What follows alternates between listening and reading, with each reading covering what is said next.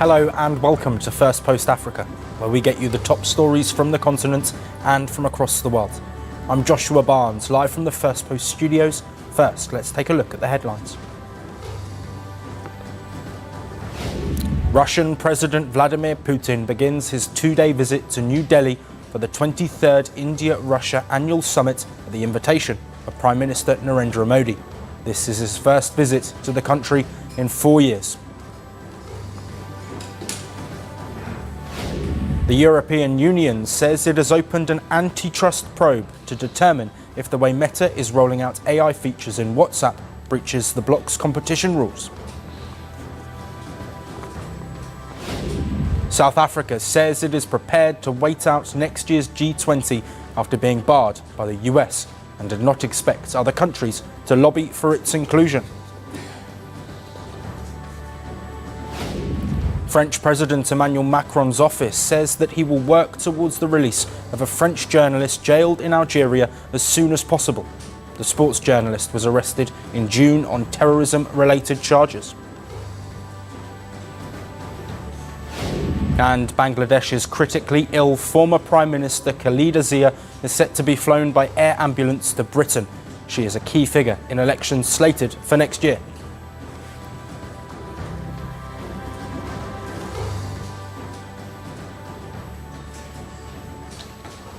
Hello and welcome.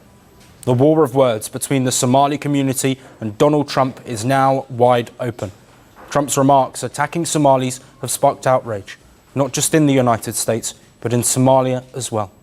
United States Congresswoman Ilhan Omar, who represents one of the largest Somali communities in Africa, fired back after Trump's renewed his attacks on her and the Somali community in Minnesota.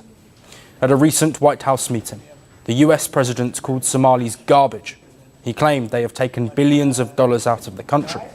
Omar denounced his comments and said Trump is obsessed with her. The president has always had very bigoted, xenophobic, Islamophobic comments when it comes to people who are of Muslim faith or people who are black. We've seen him call African nations as shitholes, and so it's not really surprising. But what is weird to me is just how creepy he's been obsessed with me and the Somali community. And Omar didn't stop there. She then went on to accuse Trump of deflecting from the failures of his administration. She says the Somali community stays defiant despite Trump's attempt to scapegoat them. The Somali community is very resilient. We're very strong. We are not going to be intimidated or scapegoated. And I think we are seeing just an outpouring of support from our Minnesota neighbors. And so I just know that this is not going to cause any harm to our community. But beyond the political back and forth, Trump's words have real consequences on the ground. In Minneapolis, Somalis say the community is on edge. Some are avoiding malls because they fear immigration raids. Many say they've heard tough rhetoric before, but this time feels different. Stealing any money. I'm American. I'm a business owner. I'm working. I've been in America 26 years. I have my own house. I don't do nothing. So all the Somalians, they're not bad. Why he keeps saying Somali only? But a lot of people who undocumented, like they have a work button only, they don't want to come to the mall and buy something because they worry for them. And these fears aren't baseless. Federal officials have announced targeted immigration operations focused on Somali migrants with final deportation orders. The Trump administration has ended temporary protected status for some nationals. And the impact of Trump's remarks have gone beyond American borders. In Mogadishu, residents condemned Trump's words as racist and offensive, with some changing their view on America completely. Trump's comments are a blatant offense to Somalis. This is not just an insult to us, but to all Somalis. I question why he focuses on Somali issues and demeans hardworking individuals instead. That isn't the language expected from a president.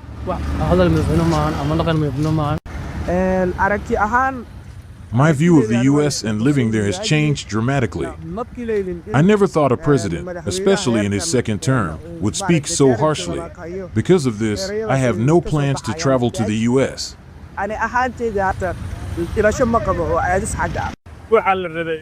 This is intolerable. Trump insults Somalis several times daily, calling us garbage and other derogatory names we can no longer tolerate. Now, Trump's tirade is tied to a broader crackdown on immigration. It follows a deadly shooting in Washington, D.C. on November 26th. The suspect, identified by authorities, is an Afghan evacuee who immigrated to America under a resettlement program. Immediately after the shooting, Trump paused immigration from third world countries. But what's often left out of the political argument is the real story of why so many Somalis came to America in the first place. For more than 30 years, Somalia has been trapped in instability ever since the fall of dictator Siad Barre. Civil war, al-Shabaab attacks, and constant political turmoil have forced millions to flee their home. Minnesota became a major destination because of strong resettlement programs. Despite challenges, the Somali American community has made deep roots. Poverty rates have declined, workforce participation has risen, and many now own homes and businesses. This is no longer just a political spat. It's a collision over who gets to define America. And that brings us to the bigger question, whether immigrants who escaped war should now feel targeted in the country they call home. And to help unpack that, I am joined by a guest. Thank you very much for being here with us today. Thank you. First of all, we heard that Ilhan Omar called Trump's fixation creepy and unhealthy. How does her position in Congress change the stakes for Somali Americans right now?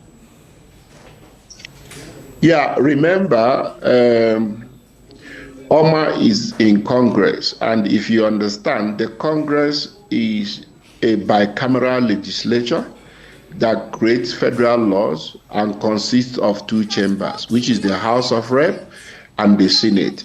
So with her position in Congress, she can help change the status by convincing fellow congressmen to not agree with President Trump's stance on Somalia. This can help frustrate whatever plans policy the President Trump wants to enact to deport Somalis out of America.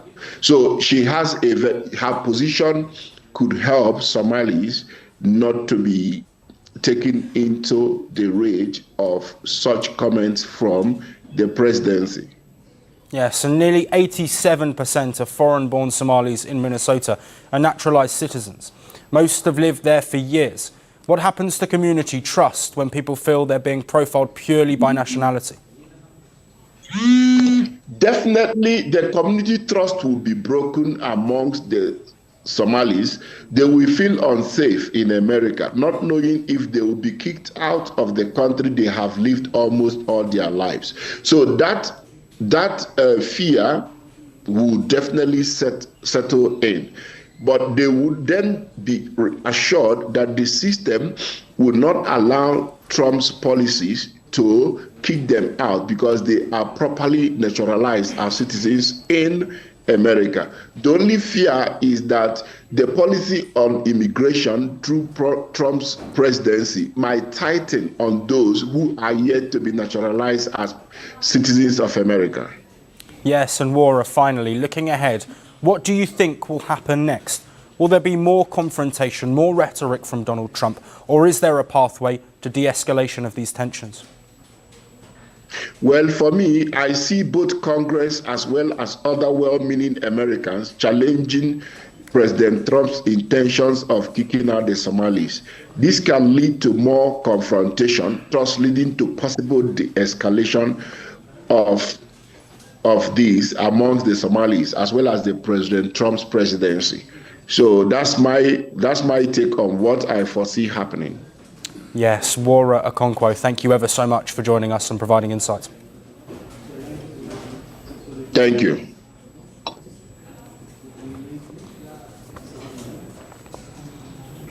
Moving on, let's shift our focus to the conflict in Gaza. Egypt has denied agreeing on any deal with Israel on the opening of the Rafah crossing to allow Palestinians to exit the war-torn enclave. Cairo said that if an agreement is reached to open the Rafah crossing, it will be in both directions, so that the Palestinians can freely enter and exit the Gaza Strip. Egypt said that any such agreement will be in accordance with the ceasefire plan brokered by US President Donald Trump, which involves reopening the crossing in both directions. Cairo's statement came after Israel announced that it would open the Rafah crossing exclusively for the departure of people from the war-torn territory. Israel claimed that the decision was reached in full coordination with the mediators of the Gaza ceasefire plan. These include Egypt, Qatar, and the US. The Rafah crossing will be opening shortly. In the first instance, this will be exclusively for the exit of residents from the Gaza Strip who wish to leave to Egypt. The exit will be facilitated through coordination with Egypt, following security approval by Israel, and it's a similar mechanism that operated in January of 2025. Israel has also put out a condition to open the Rafah crossing both ways. The Prime Minister has made it clear that if people want to leave Gaza, they should and they will be allowed to do so. The crossing will be opened both ways when all of our hostages have been returned, as per the entire agreement, which we want to happen immediately. Before the Israel-Hamas war, the Rafah crossing was the only direct exit point for most Palestinians in Gaza, and also a key entry point for aid into the territory. Last year, in May, the Israeli army took control of the Palestinian side, claiming that the crossing was being used for terrorist purposes. Since then, many access points have been mostly closed, including those used by the UN. The Rafah crossing briefly reopened during a short ceasefire that took effect on the 19th of January. It initially allowed the passage of people authorized to leave Gaza and later for aid trucks. The latest ceasefire took effect on the 10th of October, and since then it has reportedly been violated several times. According to authorities in Gaza, Israel forces have violated the latest ceasefire nearly 600 times, killing at least 360 Palestinians and wounding over 900 others. Reportedly, the latest attack took place yesterday when Israeli military killed at least 7 Palestinians in Gaza. The Israeli military also continues to accuse Hamas of targeting its soldiers. Despite the conundrum and blatant violations of the ceasefire, President Donald Trump has said that the ceasefire was going well. He also said that the second phase of his plan for Gaza was going to happen very soon. It remains to be seen if that will be the case or not. But Israel's statement on the one-sided opening of the Rafah crossing has raised fears that the move could lead to the permanent displacement of Palestinians in the coming days.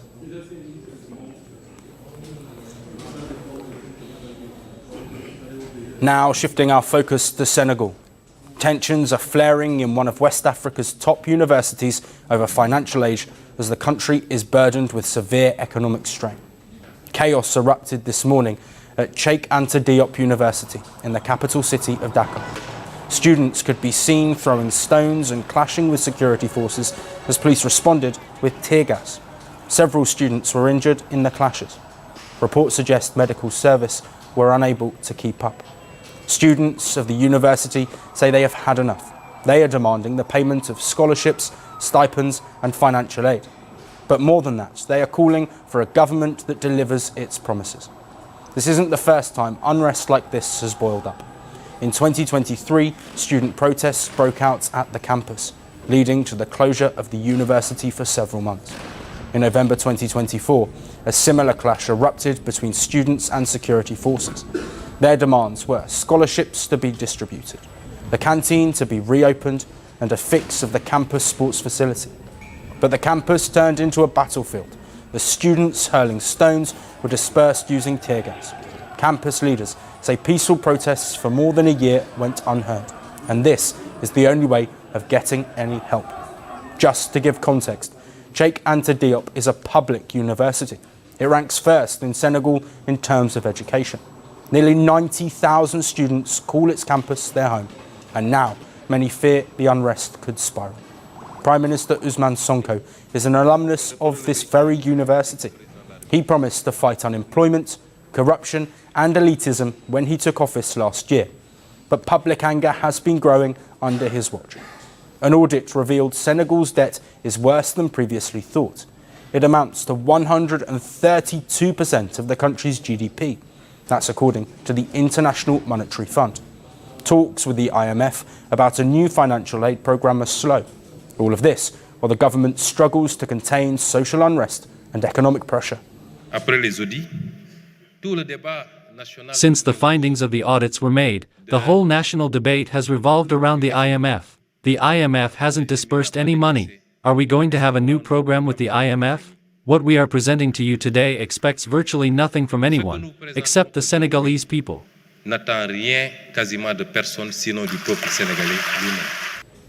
Sonko outlined a 3-part programme in August. He says his goal is to shrink the budget deficit from 12% to just 3% by 2027. The first is the controlled reduction of public spending and the cost of government. The second is the mobilization of domestic resources, and the third is additional endogenous financing, excluding debt.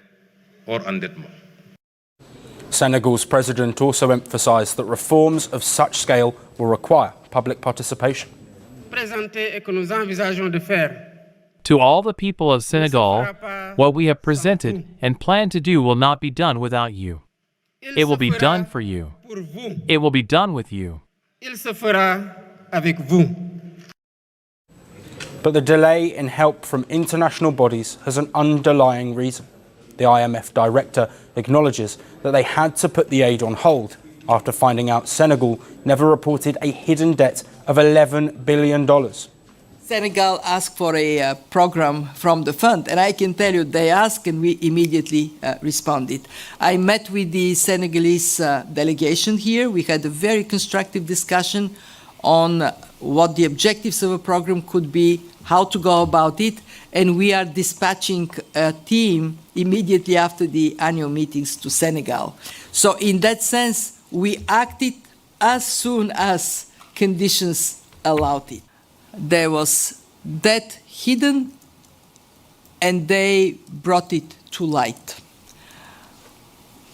Assessing why this happened, what is the magnitude, and what to do about it took some time. So Senegal stands at a crossroads, caught between its debt crisis and a growing population demanding change. The government promises reform, but faces growing impatience from their own citizens erupting into protest. Amid the growing dissent and financial strain, will Prime Minister Sonko be able to keep his promise of bringing a change? That remains to be seen.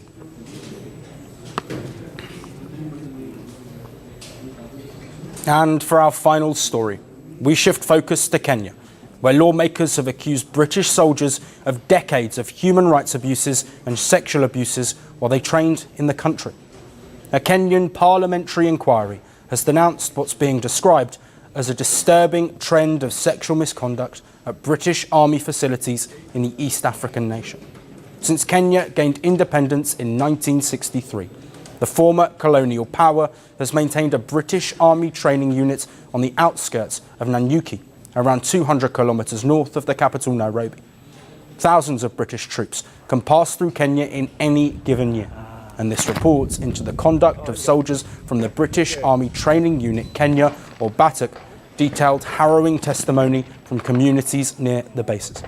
The report cites compelling evidence of widespread misconduct. A disturbing trend of sexual misconduct, marked by rape, assault, and abandonment of children fathered by soldiers. Survivors of sexual violence reported cases being dropped or mishandled by local authorities, with many victims denied access to justice. And in 2003, Amnesty International claimed to have documented 650 rape allegations against British soldiers in Kenya between 1965 and 2001. The British soldiers are also accused of evading accountability by refusing to cooperate with the investigation. The UK High Commission affirmed readiness to investigate the allegations once evidence is provided. The UK High Commission also said it deeply regrets the challenges which have arisen in relation to their defence presence in Kenya. Now, this report comes just weeks after the arrest and detention of Robert James Perkins. The 38-year-old soldier being held in Britain is accused of the murder of Kenyan Agnes Wanjiri in 2012. The 21-year-old mother was found dead in a septic tank at a hotel in Nanyuki. The British soldier's lawyers say he vehemently denies the murder, which has been a source of diplomatic tension between Nairobi and London. The report also recounted a harrowing 1997 incident in the village of Archer's Post. The report details how 30 women were gang raped at knife point, some inside of their own homes. And it is not just human rights and sexual abuses that are detailed in this report.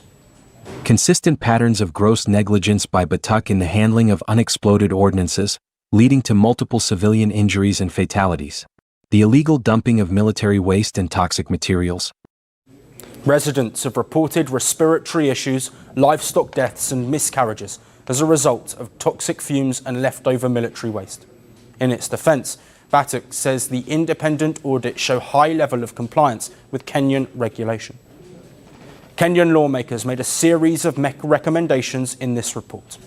The establishment of a survivor liaison unit to offer legal aid to victims of crimes linked to Batuk personnel.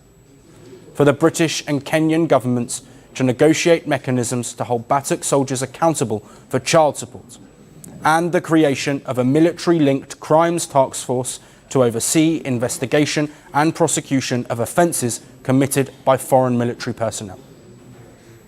Kenyan lawmakers have identified a disturbing trend of misconduct by British troops in the nation. Bilateral relations are already strained, and this report throws a dark cloud over decades of military cooperation. That's it on the show for today. We will see you again tomorrow at the same time. Until then, thank you for watching.